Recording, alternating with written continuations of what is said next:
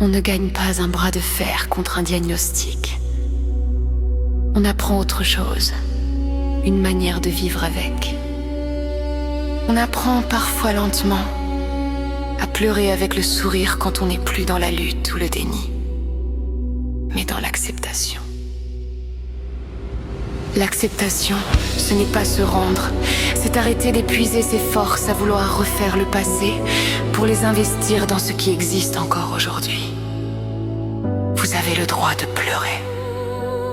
Les larmes disent la vérité de la perte, de la fatigue, de la peur. Et vous avez le droit de sourire aussi. Au café qui sent bon, à la main qu'on vous tend, au message qui arrive au bon moment, à la lumière du matin sur le marronnier dans le jardin. Les deux gestes ne se contredisent pas, pleurer. C'est honorer ce qui compte, sourire. C'est affirmer que tout n'est pas perdu. Mais on ne peut pas être soldat du lever au coucher. Accepter, c'est choisir ses combats. Entre deux, c'est redevenir vivant. C'est dire je t'aime, demander de l'aide sans s'en excuser. Ranger ses papiers, écrire 2 lignes pour ses proches et déguster son dîner sans culpabiliser.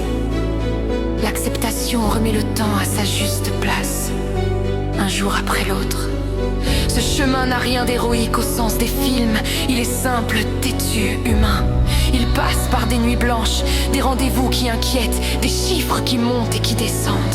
Il passe aussi par des petits triomphes discrets, une douleur qui lâche prise, un fou rire venu de nulle part, une promenade jusqu'au coin de la rue.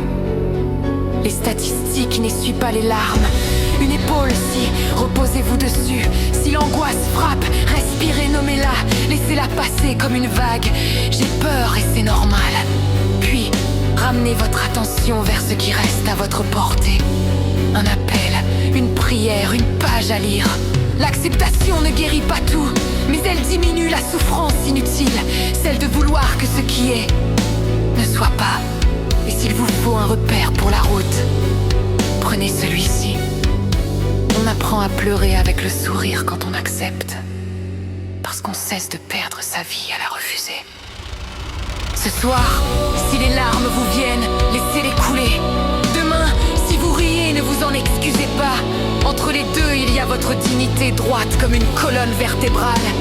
Les héros, parfois, portent un pyjama d'hôpital. Et c'est très bien ainsi. Prenez soin de vous.